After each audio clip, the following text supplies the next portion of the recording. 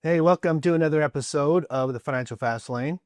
Today I have a very special guest with me, Joe Casey. So, Joe is the author of a book titled Win the Retirement Game.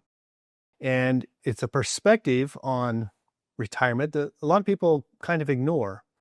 And so he specifically addresses 9 obstacles that everyone faces in retirement. So, Joe, very excited to have you here on the channel. And tell us a little bit about yourself first. Tell us about your podcast and your book, just briefly. Sure. So for the last 8 years, I've on a weekly basis recorded interviews with interesting people like yourself. You've been on recently to really talk about the other side of retirement, meaning beyond the investment decisions you need to make. Perhaps one of the most important one you have to prepare for is how you're going to invest your time. And so that's the side of the street that I focus on. And I interview retirees, some financial advisors, and a lot of authors and researchers who are thought leaders in the space with an idea to try to bring some things that people haven't thought about quite yet. And the book came out of the work I do with clients. I'm a former HR person. I worked at Merrill Lynch in New York for 26 years and had a executive coach for a year and decided that was something I knew I wanted to do after HR. So I became an executive coach 15 years ago. And 10 years ago, I had clients start to ask me, can you help me figure out what to do after I leave the world of full-time work, which I now Yeah. refer to as graduating from the world of full-time work. Okay. And the book came out of that because I started to discover that my clients were running up against obstacles. None of them faced 9, but all of them faced 3 or 4 Yeah. and started to see some common themes. And as I researched it, there were antidotes for all these challenges. And I thought it would be helpful to share those experiences, what my clients went through and how they broke through to the other side. Yeah. Okay. Well, why don't you share some of these obstacles with us that everyone's going to be facing, and maybe how they can deal with it or prepare for it? Sure. So the first one that I'll talk about is one that I started to hear about early when I was coaching clients. And people would confess to me, particularly men, I'm terrified of retirement. I'm afraid. And I thought, oh, this isn't something I hear in my executive coaching clients. They're fearless, or at least purport to be. But Yeah. they're really afraid of that. I said, well, what is it that you're afraid of? Retirement sounds pretty good to me. They said, well, I'm afraid I'm going to be bored. I have this interesting work life. I've had a great career. It's very dynamic, very busy, but I'm engaged in it. And I just don't know if retirement will keep me mentally challenged and Yeah. socially connected enough. And I'm afraid of it. And so started to look, and I discovered that there's a truth that isn't often known, and that's that you can't be bored and curious at the same time. So if you Yeah. tap into that curiosity that all of us have, we're curious about lots of things, you can Yeah. really stave off boredom, but you can also use boredom as a signal. It isn't about never being bored. It's about using boredom to say, okay, what should I be getting engaged in? And I find a lot of people, when they get into retirement, particularly if they plan ahead, have the opportunity to do things, the things that they always wanted to do but never had the time. Because that's one thing they have now is the time. Yeah. Yeah. And this is something that I've experienced as we help people prepare financially for retirement, and then actually transition into retirement. And it's really been fascinating, some of the experiences that I've seen. Some people become very depressed unexpectedly. They just find themselves sitting on the couch and gaining weight, and it's like not feeling good about themselves. And then we have some talks and got to have some goals. You got to be working towards something, right? I think that's a key. It's really having an idea of what this next chapter of life may look like, what it could be, what the alternatives are. As a coach, I'm trained in a process called Designing Your Life, which was created by Dave Evans and Bill Burnett at Stanford University. It came out as an undergraduate course, and then in 2016, they wrote a New York Times bestseller book, Designing Your Life. And they're trained about 300 as coaches. I was one of the first ones to apply it to retirement. It works very well. And Yeah. we really work with people on 3 phases. Phase one is stepping back and looking at priorities. So what really matters most now? Because in our working years, there's some core values that are the same, but there are some things that are more important than they will be later in life. And then the second phase is where we really bring in some creativity, and that's idea generation, looking at 3 alternative visions of the next 5 years. So not forever, but the next 5. Yeah. And they believe that there's an infinite number of versions of future you. So we take a look at 3 of them, map them out. And the third phase is prototyping. And that's really test driving some things or talking to others who are doing the types of things that you may want to do. And that's where the rubber meets the road. You really get an education. I've had many clients who discovered, hey, the thing I was thinking about actually doesn't sound that good. It isn't what I thought it was. And they made a Yeah. different choice. Glad they did. So 3 phases. I do that in a group of people, but also one-on-one. But you really get a chance to apply the principles of design thinking to really envisioning the rest of your life. Yeah. Okay. What's another obstacle that everyone's going to face? So I mentioned creativity, and the obstacle there is inertia. You mentioned the sitting on the couch, what I call the drift. It's easy Yeah. because after working hard for decades, we all deserve a break. And so Yeah. people really get into that vacation lifestyle. But the problem is, if you've had the experience of being on vacation more than a week, there's a point where you say, I'd actually like to get back. Uh, Yeah. and so when you get into that drift, vacation sounds great, but not forever. And Yeah. so inertia becomes the obstacle of just becomes a habit of a really disengagement, withdrawing. And one day you can wake up realizing, hey, I retired from work, but I didn't intend to retire from life. And so the antidote there that I found was creativity. And in particular, I've leveraged the work of Gene Cohen, who did a lot of work at George Washington University and really on create the value of creativity in aging. He talked about capital C creativity, engaging in arts. So if you're artistic for some creative project, you've written a number of books, host a podcast, etc. Those are creative pursuits, in my opinion. But he also talked about little c, creativity that we use in day-to-day life, the wisdom of experience. And the best example of it, he shared, it was actually in his obituary in the New York Times. His in-laws were coming to visit them in Washington, D.C. And our youngest daughter lives in Washington, D.C. And if you've been there, when it snows, the whole city shuts down. And so that's what's going on. All of a sudden, there was a blizzard. They Yeah. couldn't. He couldn't get to them because they lived drive away. And they were figuring out how are we going to get there. There was no Ubers, just free Uber, and there were no taxis around. So his father-in-law had a great idea. He went across the street from Union Station, found a pizza place that delivered, and ordered a pizza to go, and rode. They rode with the driver back to Gene Cohen's house. But I think that's just a funny example, but it really can give us a good example of ways we can use our experience in how we live. And also, I find a lot of people get involved in creative pursuits that they don't necessarily feel that they have a skill in, but they're always curious about it, want to try, want to explore. The Yeah. clients take art classes. I had one client who decided he wanted to get serious about cooking. And he went to culinary school, not to become a professional chef, but mainly to show off for friends and family and to have Yeah. these killer dishes and barbecues and things. So there are a wide range of things people can do for enjoyment in creative pursuits. Some serious, some really just for fun. But creativity can get you out of inertia. Yeah. There's a saying comes to my mind. If life is all leisure, it loses its pleasure, right? Goes back to what you're saying. It's great to have vacation, but if it's every day is a vacation forever, it really loses its pleasure. And so we have to have creativity. We've got to be pursuing something, right? Learning something, having some goals, serving someone. It's the difference between happiness or not, right? And that's where I think the experimentation comes in. Having an experimentation mindset can be very helpful because you don't have to sign up for something forever. But if Yeah. you try a few things, experiments, especially before you retire, before you actually get into retirement, it can be very helpful to test drive things. I've had a number of clients who have regretted not doing that. They were all in on for their employer. They're very dedicated, very good at their jobs, and they wanted to make sure that they left on good terms and left everything right, and they did, but they overdid it. And as they look back now, they said, "Boy, I wish I had taken some time for me to get started on this next endeavor." Yeah. So Yeah. I think being willing to experiment is really key, and being willing to try some things that are new. I coached a group of doctors individually, one after the other. One referred me to the next during COVID. They were all looking to leave medicine. And one day I realized when we got to the prototyping part, the test driving, that they were all really struggling with trying something new, which was different than many of my other clients. I asked one of them, what's going on there? So, well, we're really the best in our specialties, either in Atlanta or the Southeast, or some cases, the US. And being bad at something terrifies us. We haven't been bad at anything for 4 decades. I had to remind him we were talking about him trying pickleball, so it wasn't really a big stretch. But I Yeah. think being willing to try some things that are new, and being bad at them for a while can be very helpful.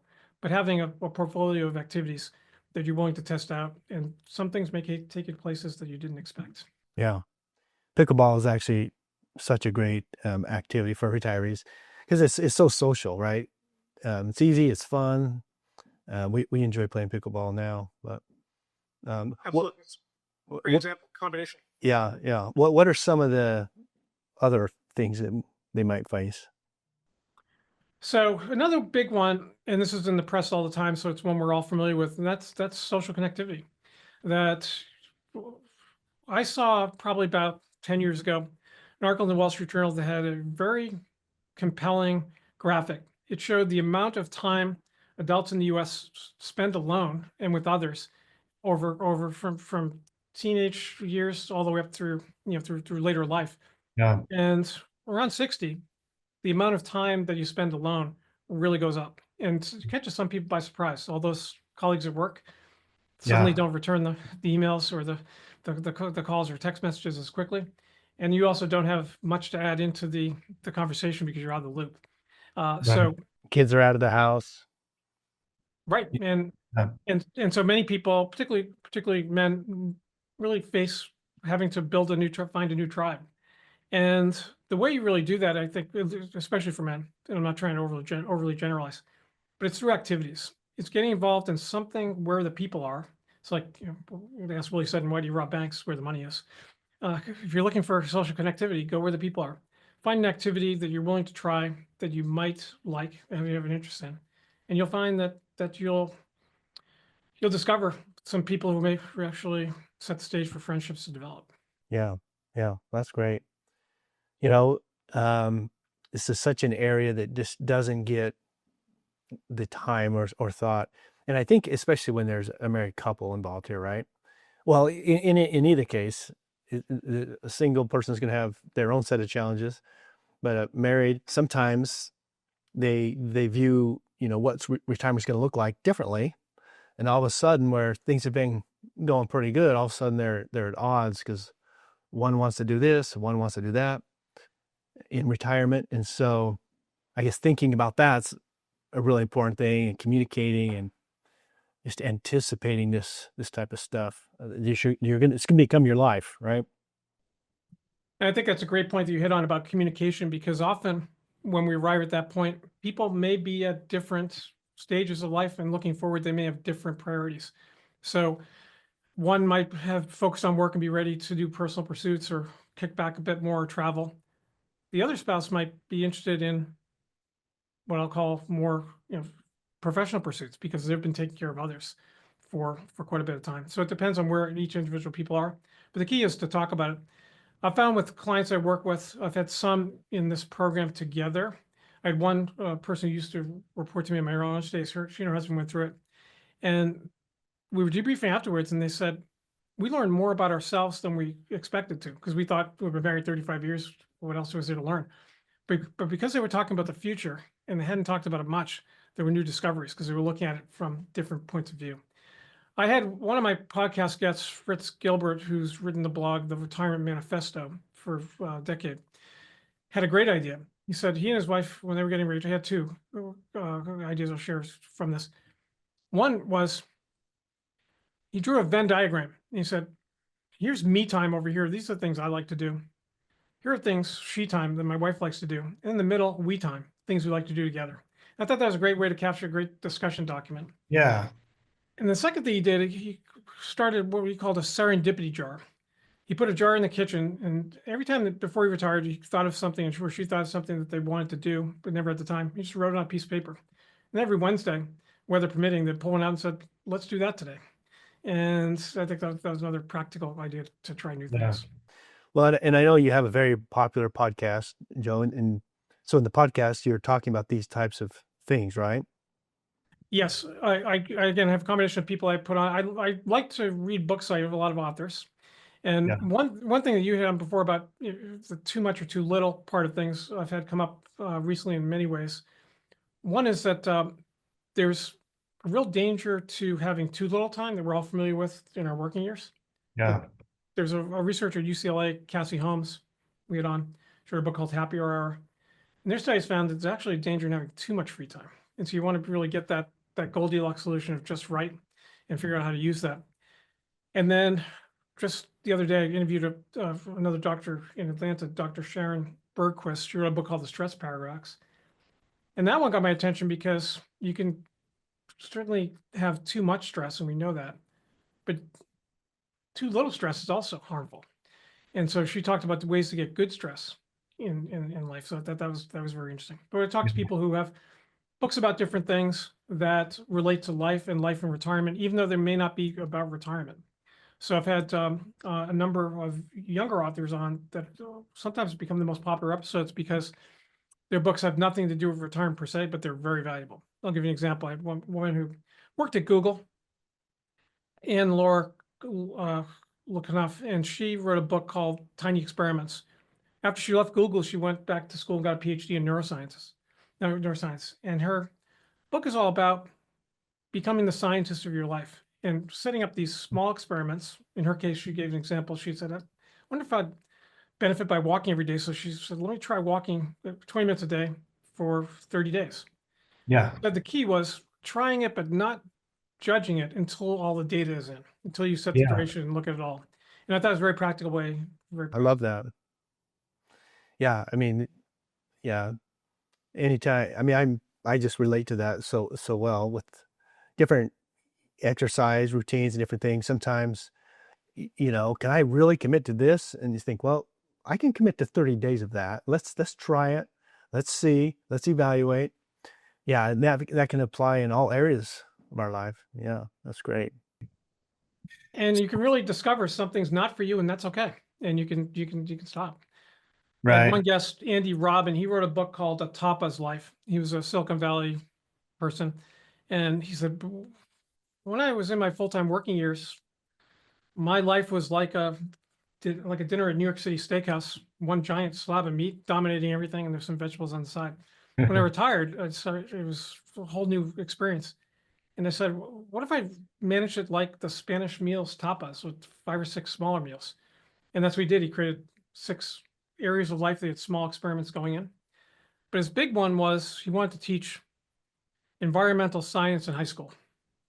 Mhm. Went all the way through all the certification training. And they discovered, I'm going to teach all these courses I don't care as much about with the possibility of years later getting to teach environmental science. I don't think this is for me. And Yeah. he had an insight one day. He said, well, this isn't like work where if I fail at this, there are consequences. I can just really stop doing it and move on to the next thing, which is what he did. So I think being able to walk away is liberating for a lot of people with the experiments. Yeah. Yeah. So just sharing a little bit of my experience with people as they're, on the verge of retiring and as they retire. There's a good percentage of people who, when I ask them, have you thought about a retirement date? What are you thinking? And sometimes it's like yesterday. It's like, if I could retire, I would be done. They're very, very anxious. They have kind of maybe a demanding, kind of stressful job, and they're just really wanting that to come to an end. But then we have others who are not like that at all, right? They're very fulfilled. They're making the most money they've made in their whole career, right? The final stages, and they're valued and they're needed and they're kind of enjoying it. But a lot of times they'd say, well, I kind of want to keep doing what I'm doing, but I'd like to do it about half the time instead, right? So kind of starts to slow down. Maybe we go a few years part-time. And I also have seen people who are ready to retire, but their employers need them so badly because they have a specialized skill where they'll increase the pay. They're really, but they also become very flexible. Okay, we'll work with you. You can work from home part-time. You can do, and they really hang on, and sometimes that works out great. But it's really, everyone is in such a different place, and it's a very big transition. It is. It's one of the 10 most stressful life transitions. And like other transitions, it's good to prepare for, but it's also wise to give yourself grace throughout it, to know it's going to be one with ups and downs and take some adjustments. And it's worth going into with that experimenting attitude. But I think there are different paths, different roads, and it's a different experience for each and every person. Right. But there's a sequence to it.